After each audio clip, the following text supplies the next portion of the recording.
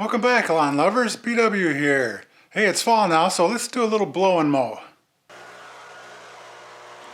The first leaves of fall are coming down now, and from here on out I'll need to blow the leaves off my front yard before every mow with the real mower.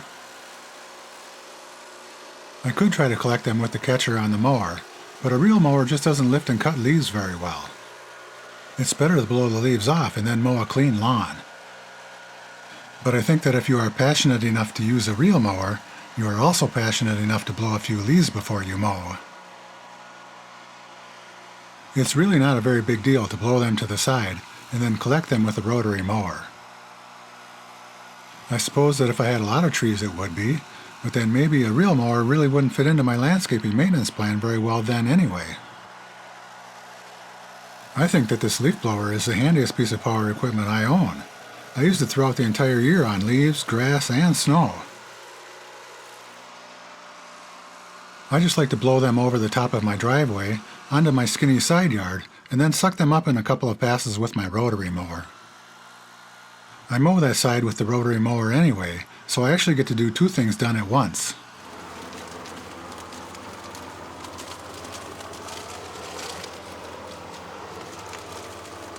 Having blown the leaves off now, I can mow and return the clippings to the lawn with the real mower.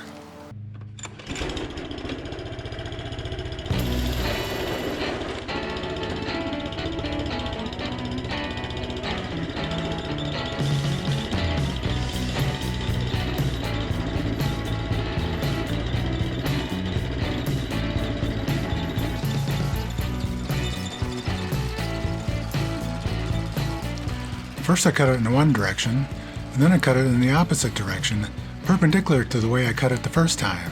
That's called a cross cut.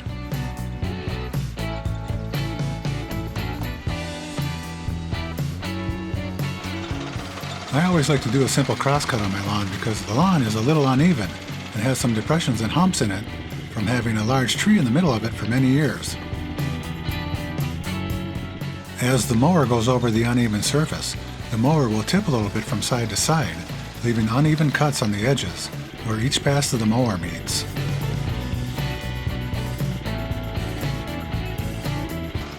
That's really not a big deal either, and people can only see them when the sun is very low in the sky, as sunrise or sunset, but it bothers me a little to see them. I like stripes, but I like the classic tartan pattern too, and cross-cutting removes those uneven edges, and I love to see how the stripes appear to change directions as I walk around the lawn. People can also see that from their cars as they drive by. Here's an example of that from a previous mow. Notice how the stripes seem to be going up and down and then side to side, depending on where you stand.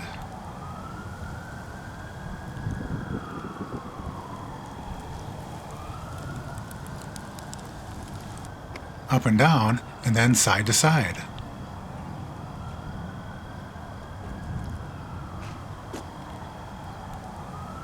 I cut the same cross pattern every time, but I also change the direction of the cut every time by rotating the cut by 45 degrees. That way the grass won't develop a tendency to always want to lay down in just one direction. Once it does that, it won't want to stand up and be cut evenly by the real mower. If that should happen to you, or if the grass gets too long for the real mower to cut it very well, you can always go over it with the rotary mower. That will lift the grass and cut it to a length that will work well for the real mower. It's just an extra step that I try to avoid.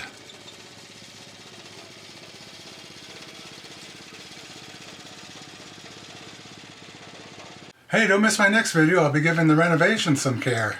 Until then, hit that subscribe button and then ring the bell that pops up next to it. That way you won't miss the next video. Now quit wasting time. You can do it. The leaves of fall may complicate lawn care a little bit, but nothing looks as pretty as a thick green lawn that's been freshly mowed with a real mower in the fall.